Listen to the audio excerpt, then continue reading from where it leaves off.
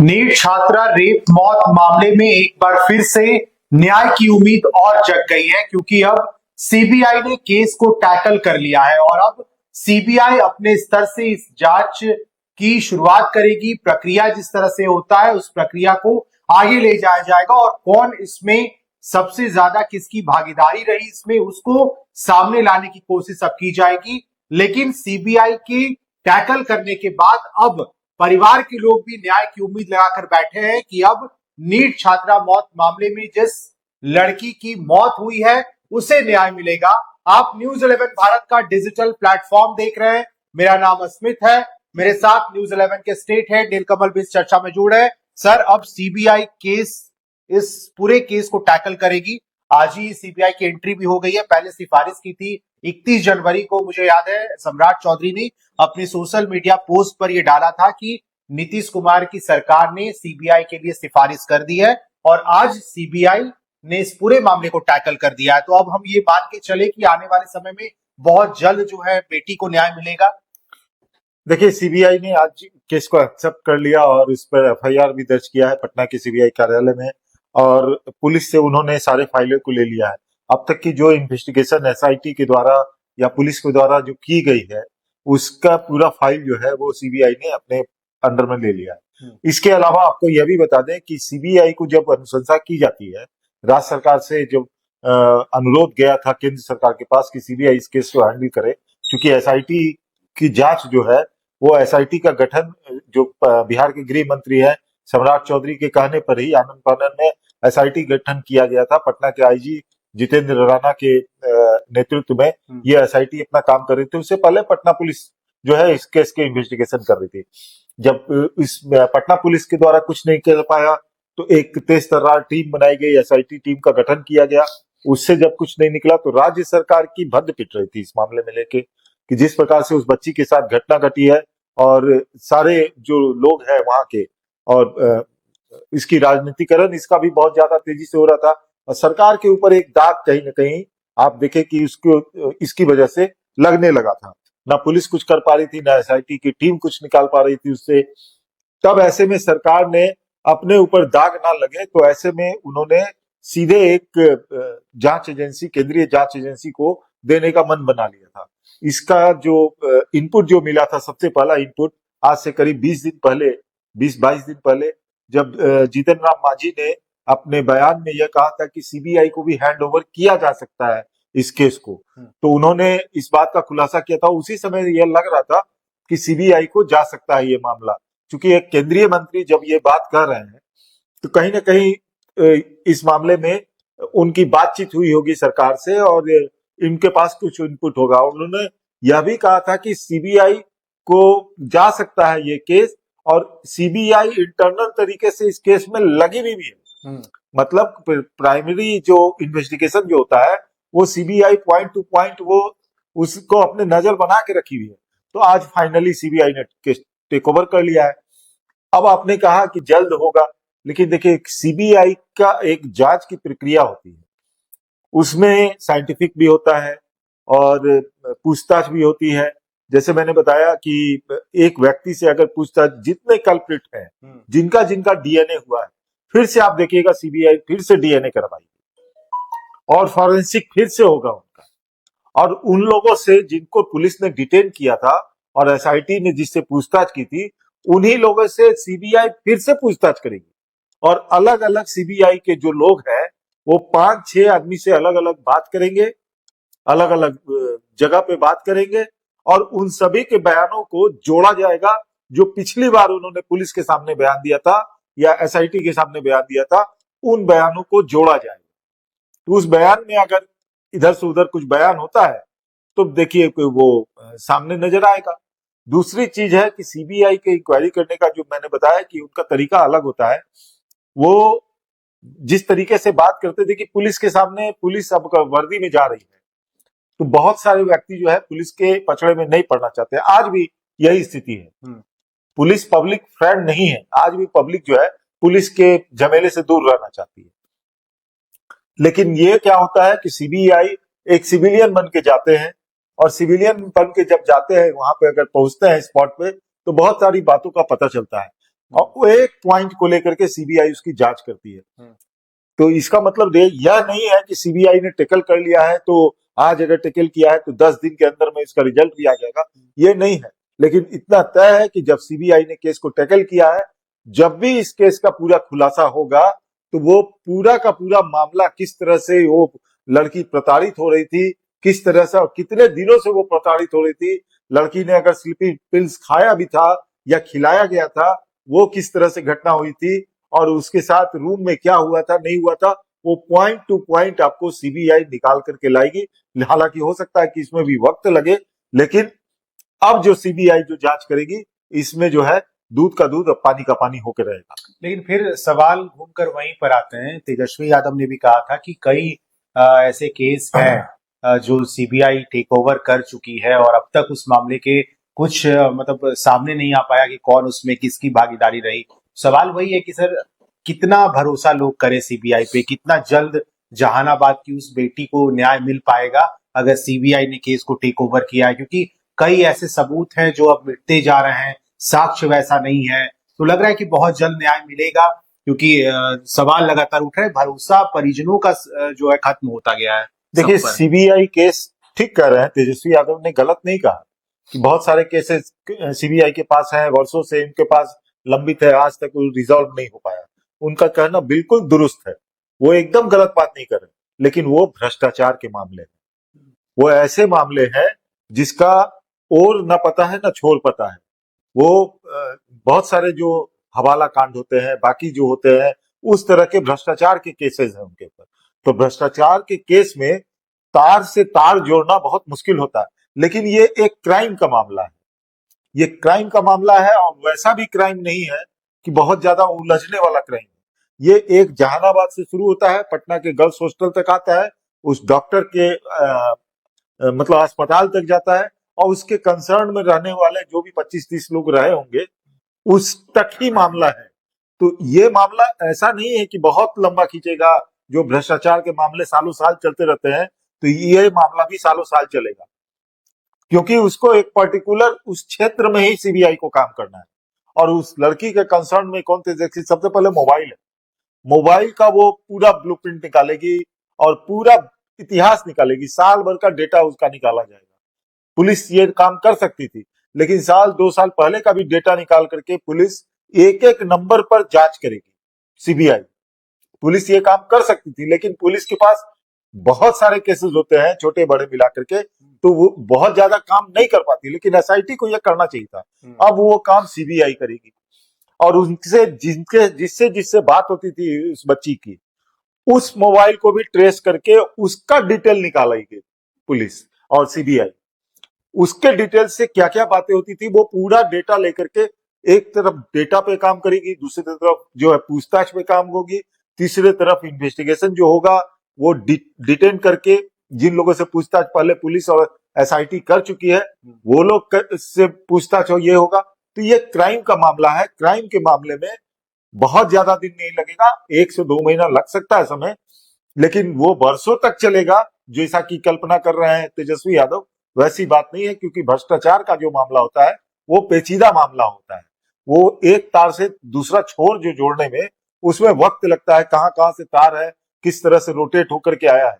लेकिन इसमें पर्टिकुलर 2 जगह का मामला है, जहानाबाद और पटना, और पर्टिकुलर कितने लोगों को पुलिस और एसआईटी ने अपने संदिग्ध में रखा था, संदिग्धों में, उनसे पूछताछ करेगी। उसके बाद सीबीआई अपने तरफ से अगर कोई किसी संदिग्ध को लाती है सामने में तो उससे पूछताछ होगी। तो एक दायरा सीमित है इसमें, तो इसका रिजल्ट जो है सीबीआई जल्दी दे सकती है और पूरे इस कॉन्स्पिरेसी का पटाक्षेप जो है सीबीआई जल्दी कर सकती है। 1 से 2 महीना भी वक्त लग सकता, हो सकता है उसके पहले भी हो जाए, लेकिन सीबीआई केस टैकल कर रही है, इसका मतलब है कि अब उस बच्ची को न्याय मिलने की जो आस थी वो बहुत ज्यादा बढ़ गई है।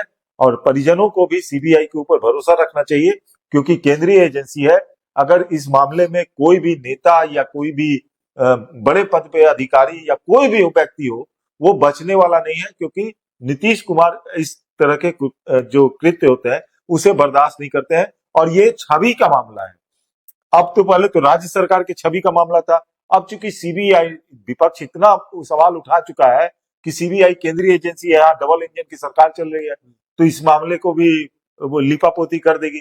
तो अब दोनों के इज्जत का प्रतिष्ठा की बात है, केंद्र सरकार की और राज्य सरकार की। निश्चित तौर पे आप देखिए, आप निश्चित रहिए कि सीबीआई इस केस को बहुत जल्द से जल्द पूरी तरह से पटाक्षेप करने की कोशिश करेगी और मुझे लगता है कि कर भी देगी। और विपक्ष के पास बहुत सारे ऐसे पॉइंट्स हैं जिस पर नीट छात्रा रेप मौत मामले में सरकार को घेरने की जो रणनीति है वो तैयार भी की जा रही थी। और विपक्ष ये पूछना चाह रहा था सर कि आखिर एम्स की रिपोर्ट अब तक नहीं आए, उसमें राय क्या था एम्स का, वो भी सामने नहीं आया, उसके पहले ही केस आपने ट्रांसफर कर दिया।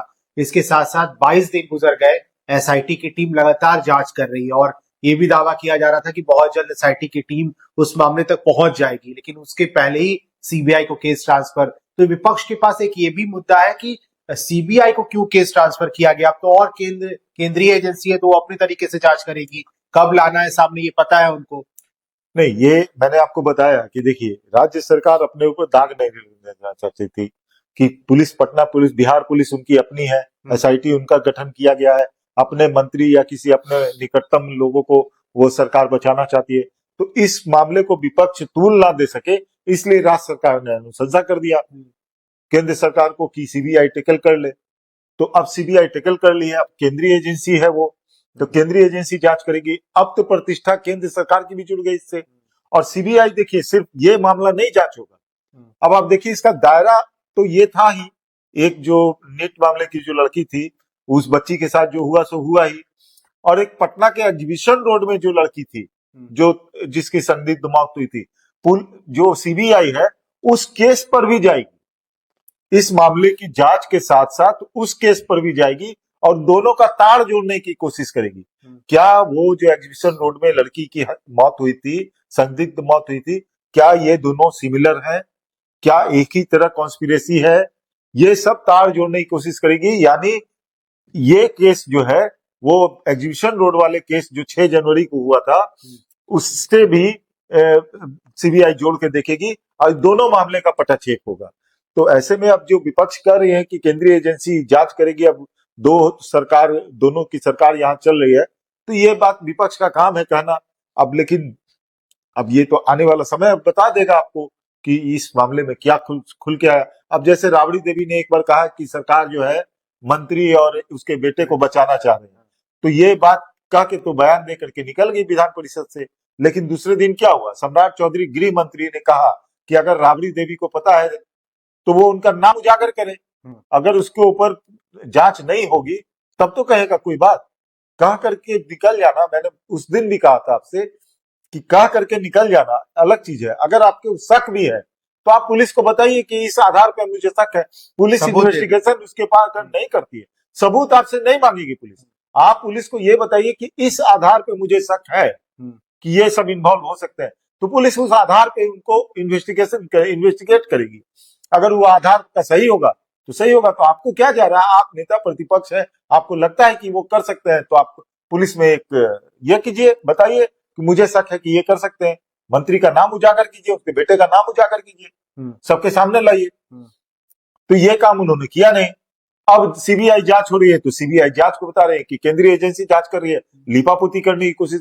अरे जांच तो होने दीजिए, जांच हो जाएगी, उसके रिपोर्ट में क्या आता है उसके बाद ना आप कहेंगे कि पहले ही आप कह देंगे कि लिपापोती कर दी जाएगी।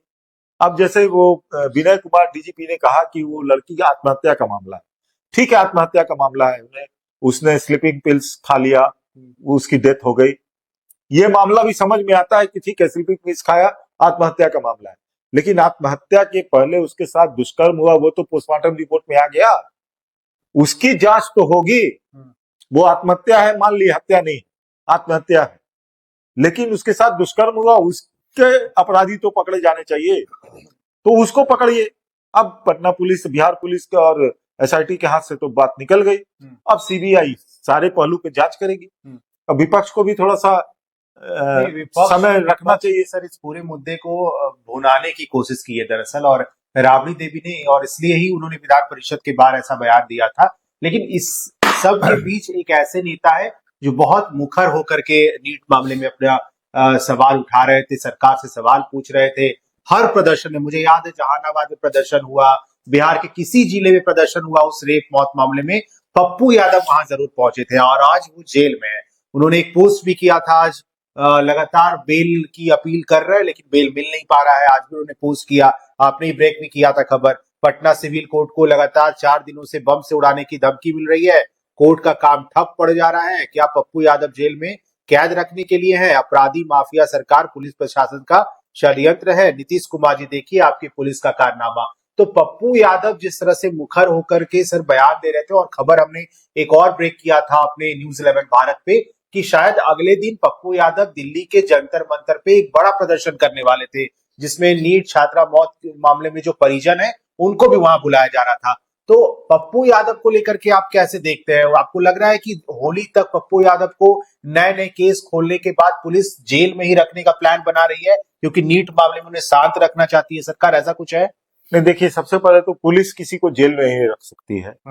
जेल तो अदालत ही भेजती है या जज न्यायाधीश भेजते हैं। पुलिस नहीं भेज सकती किसी को जेल। पुलिस अपने अंडर में थाने में वो भी 24 घंटा तक ही रख सकती है। 24 घंटा के बाद उसको आपको कोर्ट के सामने प्रोड्यूस करना ही है। अब पप्पू यादव ये जो इल्जाम लगा रहे हैं कि पुलिस माफिया और अपराधी मिल करके धमकी दे रहे हैं कोर्ट को उड़ाने का, मेरा बेल रुकवाने के लिए, तो ये थोड़ा सा मतलब एक अजीब तरह की बात है, हास्यास्पद भी है कि आपके बेल को रुकवाने के लिए सिविल कोर्ट को धमकी दिलवाई जा रही है। ये खैर मामला है, अलग बात है। पप्पू यादव कहीं ना कहीं ये एक्स पर पोस्ट करके ये कहना चाह रहे थे कि बिहार पुलिस नाकाम है, सरकार बिहार की नाकाम है, जो भी अगर उनके खिलाफ सवाल उठाएगा उनको जेल भेज दिया जाएगा। यानी उनका कहना था कि सब मिली भगत है, सब मिली भगत के कारण हमको जेल में रखने की साजिश की जा रही है। ये पप्पू यादव का अपना एक थिंकिंग का उन्होंने एक्स पर पोस्ट किया। आपने कहा कि जंतर मंतर पर प्रदर्शन के लिए, तो खबर यह भी आई थी कि जंतर मंतर पर जो उनके परिवार के लोग, जो पीड़िता है उसके परिवार के लोगों के टिकट पप्पू यादव ने ही कराया और जंतर मंतर पे दूसरे दिन हुआ भी था प्रदर्शन। लेकिन इस मामले को विपक्ष इतना तूल इसलिए दे रहा है क्योंकि आप देखिए, एक तरफ वहां दिल्ली में देखिए सदन में, लोकसभा में नरेंद्र मोदी के छवि को खराब करने के लिए राहुल गांधी एड़ी चोटी एक किए, और यहाँ पर नीतीश कुमार की छवि को खराब करने के लिए प्रचंड बहुमत के बाद भी तमाम विपक्ष हर चीज को, कोई भी चीज ऐसा नहीं है जिसमें सरकार पर लांछन नहीं लगा। हर एक चीज पर वो नीतीश कुमार को घेरने की कोशिश करते हैं, एनडीए सरकार को घेरने की कोशिश करते हैं। ये मामला अभी इन्वेस्टिगेशन हो रहा है, सीबीआई की इन्वेस्टिगेशन अब आज से शुरू हो गई, उनका काम शुरू भी हो चुका होगा। बावजूद इसके घेरने का काम कर रहे हैं। उन्हें अब समझ में नहीं आ रहा है कि किस मुद्दे पे घेरे, तो अपराध के मुद्दे पे ही घेर रहे हैं। तो ये सब मामला पूरा देखिए पॉलिटिकल है, और जिस तरह से ऑपोजिशन इनको नीतीश सरकार को बदनाम करने की कोशिश कर रही है, वैसे ही आप सेंट्रल में देखिए नरेंद्र मोदी को बदनाम करने की कोशिश, एक पर्टिकुलर नरेंद्र मोदी का ग्राफ जिस तरीके से बढ़ रहा है उसको घटाने के लिए राहुल गांधी जो टेक की है, किस तरह की भाषा पार्लियामेंट के अंदर बोल रहे हैं। और यहाँ आप देखिए कि किस तरह से बिहार विधानसभा और विधान परिषद में जो विपक्ष की ओर से किस तरह से वेल में घुस करके हंगामा किया जा रहा है, जो सत्ता पक्ष के लोग हैं उनके सीट पे चलाया जा रहा है। तो यहाँ नीतीश कुमार की सरकार को बदनाम करने की साजिश चल रही है। तो ये पूरा एक विपक्ष का एक मिली हुई एक दोनों सब विपक्ष मिल करके एक योजना के तहत ये पूरा जो है एक व्यू रच रहे हैं कि किसी तरह इनके सरकार को बदनाम किया जाए। लेकिन अगले 5 साल तक, 4 साल तक तो कुछ नहीं होना है, प्रचंड बहुमत है इनकी सरकार के साथ। तो विपक्ष अगर ऐसा कर रहा है तो उन्हीं को नुकसान होगा आने वाले समय में, जब इस मामले में अगर मान लीजिए कि राबड़ी देवी जो कह भी रही थी कि एक नेता और उसका मंत्री जो और उसका पुत्र इसमें इन्वॉल्व है, अगर सीबीआई उन दोनों का नाम सामने लाती है और नीतीश सरकार उन्हें कड़ी से कड़ी सजा दिलवा देते हैं, तब विपक्ष कहाँ रहेगा? तो ये सब चीजें हैं। तो विपक्ष को भी सोचना चाहिए कि जब सरकार और सीबीआई, सरकार जब तत्पर है तभी तो सीबीआई को हैंडल करने के लिए दी है, तो अब ऐसे में सीबीआई की जांच का रिपोर्ट का इंतजार करना चाहिए। उसके बाद विपक्ष कुछ बोलना चाहे तब बोल सकती है, लेकिन पहले से ही आप धारणा बना लीजिए तो पब्लिक के सामने उनका ठीक नजरिया पेश नहीं हो रहा है। लोग भी ये समझ रहे हैं कि सरकार को घेरने के लिए विपक्ष ऐसे ही आवाज आता। आप कितने दिन गए, कितने दिन लोगों को भेजा आपने, अपने प्रतिनिधि मंडल को जहानाबाद में, अपने प्रतिनिधि मंडल को आपने दरभंगा में, या जहां भी इस तरह की घटनाएं घट रही हैं, कितने दिन भेजा? विपक्ष ने किसी ने नहीं भेजा। सत्ता पक्ष के लोग ही मिल रहे हैं, या पुलिस जा रही है या इन्वेस्टिगेशन टीम जा रही है। तो आप खुद को भी देखिए, आकलन करना चाहिए विपक्ष को भी, कि सरकार अगर सीबीआई को हैंड ओवर कर दी है और सीबीआई ने टैकल कर लिया, तो कुछ दिन इंतजार करें। सीबीआई पे प्रेशर बनाइए आप कि आप जल्दी से इन्वेस्टिगेशन पूरा करें। लेकिन सर, इस नीट छात्रा मौत मामले से हटकर अगर हम देखें तो कई ऐसी केसेस हैं जो सामने आ रहे हैं बिहार में अभी। लगातार इस तरह से खास करके छात्राओं को टारगेट किया जा रहा है। ऐसा हम इसलिए कह रहे हैं क्योंकि जब हम आपसे चर्चा कर रहे हैं तो एक बड़ी खबर दानापुर से मिल रही है, जहां पर एक छात्रा का शव मिला है पुलिस को, और बताया ये जा रहा है कि उसे पीछे से धक्का दिया गया है। ऐसे परिजनों का आरोप है। पुलिस, हालांकि अभी तक कोई ऑफिशियल स्टेटमेंट आया नहीं है। दानापुर में एक घर में वो रहती थी, वहां से वो निकली थी कोचिंग के लिए, और वहीं पर सीढ़ी पर जाते एक सीसीटीवी फुटेज भी सामने आया है, जिसमें बहुत हड़बड़ा के वो लड़की ऊपर जा रही है सीढ़ी से, और पीछे से दो लड़के भी चढ़ते हुए दिख रहे हैं। उसके बाद परिजन ये कह रहा है कि ये मर्डर है, उसे धक्का दिया गया है। तो केसेस इतने बढ़ क्यों रहे हैं, आंकड़े इतने क्यों बढ़ रहे हैं? अचानक अभी नीट वाला मामला शांत भी नहीं हुआ है कि फिर से, और वो भी पटना के अंदर, राजधानी के अंदर इतनी बड़ी बड़ी वारदात। बिल्कुल, देखिए, जिस केस की आप चर्चा कर रहे हैं वो एक कोचिंग सेंटर का है मामला, और उस कोचिंग सेंटर में लड़की पढ़ती भी थी। वो जानीपुर, उससे करीब 2 किलोमीटर दूर जानीपुर थाना क्षेत्र है, वहां के रहने वाली वो लड़की है। और वो लड़की, सीसीटीवी में आपने बताया कि वो लड़की चढ़ रही है, सीढ़ी चढ़ रही है, हड़बड़ाहट में है, और दो लड़का पीछे से भी चढ़े हैं। तो अब पुलिस इन्वेस्टिगेशन में आएगा कि उन दोनों लड़कों ने कैसे छत पे उसको ले गया। छत पे अगर गई होगी तो छत से, निश्चित तौर पर छत से धक्का दिया होगा, नीचे उसका डेड बॉडी गिरा है। तो ऐसे में यह भी सवाल उठता है कि कोचिंग सेंटर के अंदर अगर वो जा रही है तो बाकी के जो टीचर हैं या कोचिंग सेंटर के जो बाकी लोग हैं, वो लोग क्या कर रहे थे? एक सवाल उनके ऊपर भी बनता है जब क्लासेस चल रहे हैं। तो ऐसे में किसकी हिम्मत हो गई कि कोचिंग सेंटर में किसी लड़की का पीछा करते हुए कोई जो मिसक्रिएंट है या जो अपराधी तत्व है या कोई लड़का जो है उस तरह से चढ़ जाए? तो पुलिस इन्वेस्टिगेशन करेगी। अब इस मामले में ये सुसाइड है या कोई और कोई बात है, ये तो पुलिस इन्वेस्टिगेशन का बाद ही पता चलेगा। लेकिन इसी तरह का एक मामला और हम बताते हैं आपसे, आपको आज से करीब 2.5 महीने पहले की बात है। पटना के ही, राजधानी के ही जो कदम कुआं इलाका है, वो नाला रोड का इलाका है। नाला रोड व्यस्तम इलाका है। वहां पर एक सुलक्षणा अपार्टमेंट है। उस सुलक्षणा अपार्टमेंट से एक लड़की जो है वो ऊपर से गिरी है, और एक पैसेज था उस पर गिरी है, और वहां पर उसका डेथ हुआ था। उस मामले में भी यह कहा जा रहा था कि इसकी हत्या करके ऊपर से फेंक दिया गया। जब पुलिस ने इन्वेस्टिगेशन किया, जब सीसीटीवी निकाला गया, तो सीसीटीवी से वो लड़की ऊपर चढ़ते नजर आई, लेकिन जो दूसरा एक सीसीटीवी दूर में लगा हुआ था, उसमें से कुछ गिरता हुआ दिखा था उसमें। तो बाद में जब उसको बारीकी से जांच करके उसको जूम करके देखा गया, तो छत से वो लड़की गिरती हुई नजर आई। और उस वक्त जो है वहां पर उस सीढ़ी पर और कोई नहीं था, वो लड़की अकेले चढ़ी थी ऊपर। बाद में जब इन्वेस्टिगेशन हुआ, पुलिस ने पता लगाया, दूसरे दिन पता चला, पहले दिन नहीं पता चला, दूसरे दिन पता चला कि वो कदम कुआं इलाके की ही लड़की रहने वाली थी।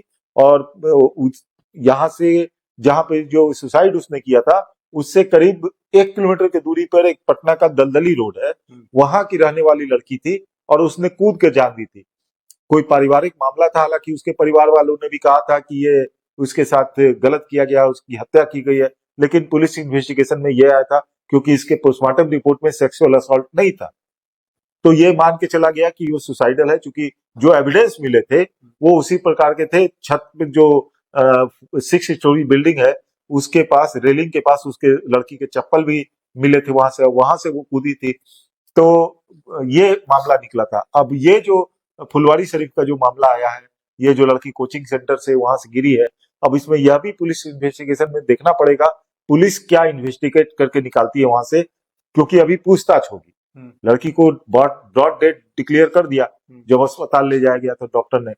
अब पुलिस की इन्वेस्टिगेशन जब शुरू होगा, तो उसमें सारे लोगों से पूछताछ होगी, उसके बाद ही पता चल पाएगा कि एक्चुअल में उस लड़की की हत्या है या लड़की ने खुद से छलांग लगाई है।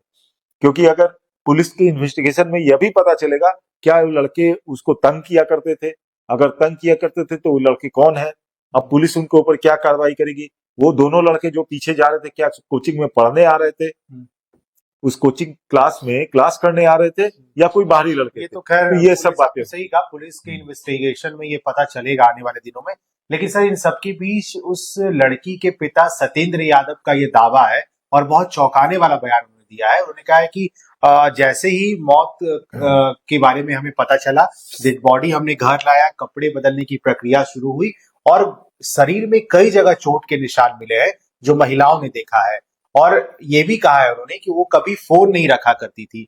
और ये आपको लग रहा है कि कुछ ऐसा हो सकता है जिस तरह से इस मामले में, नीट वाले मामले में हमने देखा था, उस तरह का भी कुछ इन्वेस्टिगेशन में शायद, क्योंकि जिस तरह से उनके ये पिता फुलवाड़ी वाले मामले की बात बता रहे हैं? जी नहीं, तो ये तो अगर पुलिस के आने के पहले अगर डेड बॉडी को ले जा रहे हैं घर पे, कपड़े बदलने की कोशिश कर रहे हैं, ये तो उनको करना नहीं चाहिए था। अव्वल तो सबसे पहले तो उनको पुलिस को इन्फॉर्मेशन देना चाहिए था। अगर नहीं पुलिस को इन्फॉर्मेशन दे रहे हैं तो आप सबसे पहले अस्पताल ले गए, तो अस्पताल में डॉक्टर को दिखाए होंगे कि अस्पताल में डॉक्टर ने उसको ब्लड डेड डिक्लेयर किया, तो पुलिस को तो इन्फॉर्म करना जरूरी है ना। आपने पुलिस को इन्फॉर्म नहीं किया, कपड़े बदल रहे हैं, अगर ऊपर से गिरी है तो निश्चित तौर पर उसके शरीर पे चोट के निशान होंगे, क्योंकि अगर गिरी है तो कहीं ना कहीं तो शरीर रगड़ खाया होगा। गिरी है अगर ऊपर से 2 मंजिले से भी, अगर 2 डबल स्टोरेज बिल्डिंग से भी कोई गिरेगा तो धप से तो गिरेगा नहीं, थोड़ा सा स्केच तो करेगा ही। तो इसमें बॉडी में कहीं स्क्रैच आएगा, कहीं चोट दूसरे जगह भी लगेगी, तो ये हो सकता है। लेकिन अगर परिवार वालों ने ये खुद से अगर उसको उसके कपड़े बदल दिए, उसके बाद चोट का निशान को ये कर रहे हैं, तो ये इन्वेस्टिगेशन में बहुत बड़ा रोड़ा बन सकता है उस लड़की के मामले में। क्योंकि पुलिस को सबसे पहले तो पुलिस को इन्फॉर्म करना चाहिए था। और उस कोचिंग सेंटर वाले पे भी सबसे बड़ा सवालिया निशान है कि अगर उसके कोचिंग सेंटर में ये घटना घटी है तो उसने पुलिस को क्यों नहीं इत्तला की। सबसे बड़ा सवाल यह है कि उसने पुलिस को क्यों इत्तला नहीं की। तो पुलिस का जो दायरा जो है इस इन्वेस्टिगेशन का बहुत बड़ा होने जा रहा है, क्योंकि अगर परिवार वाले उठा के ले जा रहे हैं तो एक शक तो ये है, कॉमन सेंस की बात है, अगर कोई घटना भी घटती है, दुर्घटना में अगर मान लीजिए कि सड़क पर एक्सीडेंट में मौत हो जाता है, तो सबसे पहले क्या किया जाता है, पुलिस को इन्फॉर्म किया जाता है। राहगीर ही, अगर कोई परिवार का लोग नहीं कर पाता तो राहगीर इन्फॉर्म करते हैं पुलिस को कि यहाँ पे ऐसे ऐसे घटना घटी है, एक आदमी का डेथ हो गया, पुलिस आती है, वहां पंचनामा होता है, तब बॉडी को भेजा जाता है पोस्टमार्टम के लिए। इस मामले में तो कोचिंग सेंटर की बात थी, अगर क्लासेस वहां चल रहे थे, कोचिंग सेंटर है, वहां केयर टेकर होगा, क्लासेस चल रहे होंगे, टीचर होंगे, छात्र छात्राएं होंगे, ऐसे में कोई परिवार वाला अपनी बेटी के बॉडी को उठा के कैसे ले गया? कोचिंग सेंटर वाले क्या कर रहे थे? तो ये सब भी शक के दायरे में जरूर आएंगे पुलिस के। लेकिन सर सवाल मेरा फिर वही है कि आप भी मान के चल रहे हैं ये कि बिहार में इस तरह के आंकड़े लगातार बढ़ रहे हैं, क्योंकि छात्राओं के साथ जो कुछ हो रहा है, मुझे जहां तक याद है जब नीट वाला मामला आया था उसके बाद ये कहा जा रहा था कि हॉस्टल से लड़कियां जा रही हैं कि अब मुझे हॉस्टल में नहीं रहना, पटना के हॉस्टल में खतरा है, तो इस तरह की भी बातें सामने आ रही थी। तो आंकड़े क्यों इतने बढ़ रहे हैं? क्या पुलिस नाकाम है इस तरह के चीजों को रोकने में? देखिए, पुलिस हॉस्टल में तो जा करके रोज एक बार तो हाजिरी लगानी चाहिए पुलिस को। दूसरी बात है, पुलिस नाकाम इसलिए नहीं है क्योंकि अगर हॉस्टल चलाने वाले हैं तो सबसे पहले हॉस्टल रजिस्टर्ड है कि नहीं, आपने परमिशन दिया है कि नहीं, पुलिस ने परमिशन दिया है कि नहीं हॉस्टल चलाने का। हॉस्टल वाले अपने पूरे नॉर्म्स जो है, सरकार के गाइडलाइन है, उसको फुलफिल करती है कि नहीं। सरकार का कोई नुमाइंदा उस हॉस्टल में जाके इन्वेस्टिगेट करता है कि नहीं कि जो नॉर्म सरकार ने फिक्स किए हॉस्टल के लिए वो फुलफिल हो रहा है कि नहीं। जो टाइमिंग है हॉस्टल की, और जो लड़कियां जो कोचिंग सेंटर में अगर पढ़ रही है या वर्किंग गर्ल है, तो वो अपने टाइमिंग पे आती जाती है कि नहीं, उसका अटेंडेंस रजिस्टर रहता है कि नहीं। अगर कोई लड़की जाती है तो वार्डन से या जो हॉस्टल के संचालक है उनसे आप परमिशन लेके जाती है कि नहीं, रात में कितने बजे लौटती है, नहीं है। ये एक पूरा डेटा बनाने के लिए अभी जो ये इस घटना के बाद ये पूरा डिटेल फिर से भेजा गया है कि गर्ल्स हॉस्टल में क्या क्या नियमावली बनाई गई है। यहाँ पर गृह मंत्रालय के द्वारा सबको डिस्पोज किया, उसके पहले भी नियमावली थी गर्ल्स हॉस्टल के लिए पर्टिकुलर। तो ये सरकार का यहाँ पे तो फेलियर है कि सरकार प्रॉपर वे में एक कागज पे आप 4 लाइन लिख करके 5 तरह का गाइडलाइन बना करके आप पेपर आप पहुंचवा दिए, मीडिया के माध्यम से उन तक खबर पहुंचा दिए कि ठीक है, लेकिन वो अमल उस पर इम्प्लीमेंट कर रहा है कि नहीं, इसे देखना भी तो सरकार का काम है। लड़कियां रह रही हैं, बाहर से आकर के यहाँ रह रही हैं, भविष्य बनाने आई है, आप तो भविष्य ही खराब कर दे रहे हैं ना। आप वो हॉस्टल संचालक जो है उसके ऊपर क्यों नहीं पाबंदी लगाते हैं? अगर हॉस्टल संचालक के बावजूद कोई लड़की अगर निकल के जाती है तो वैसे लड़की के मदर फादर को क्यों नहीं इत्तला दिया जाता कि आपकी लड़की जो है हॉस्टल वार्डन के कहने के बावजूद जो है हॉस्टल से निकल के देर शाम लौटती है, वैसे लड़कियों को वहां से निकालिए। तो ये काम तो सरकार को और पुलिस को करना ही होगा ना। हॉस्टल संचालक को भी ये काम करना होगा और पुलिस और सरकार को भी ये काम करना होगा, तभी जाकर के यहाँ बच्चियां सेफ होंगी। और जो बच्चियां निकलती हैं अगर वो कंप्लेन करती है कि कोई लड़का मेरे साथ छेड़छाड़ करने की कोशिश कर रहा है या हमको तंग कर रहा है, तत्काल पुलिस को उस लड़के को कुछ नहीं, आप सीधे उनको गुंडा एक्ट में भर्ती कीजिए और जेल भेजिए। ये सब जब करेंगे तभी उनके मन में उस टाइप के जो मनचले लड़के हैं जो गुंडे मवाली है उनके मन में एक खौफ आएगा। चलिए, तो देखिए कड़े कानून लाने होंगे। कानून शायद सम्राट चौधरी ने भी कहा था, उन्होंने पोस्ट करके बकायदा एक प्रेस रिलीज आया था कि हॉस्टल में अब कुछ नियम बहुत सख्ती से लागू कराए जाएंगे क्योंकि घटनाएं ज्यादा घट रही है। इसको थोड़ा कैसे खत्म किया जाए, कंट्रोल किया जाए इस पे, इसके लिए सरकार बहुत सख्त कानून ला रही है। और यही कारण है कि इन घटनाओं को रोकना सरकार की पहली प्राथमिकता है कि अगर बच्चियां पढ़ने के लिए राजधानी पटना आ रही हैं तो उन हॉस्टल्स में ऐसे सिक्योरिटी स्ट्रांग हो ताकि बच्चे आसानी से यहां से पढ़कर यहां से निकले।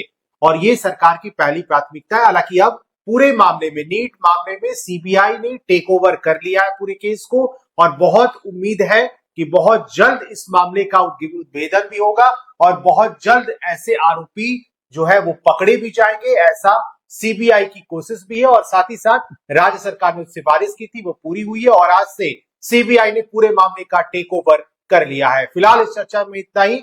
ये वीडियो कैसा लगा आपको कमेंट करके बताइएगा। फिलहाल दीजिए इजाजत, धन्यवाद।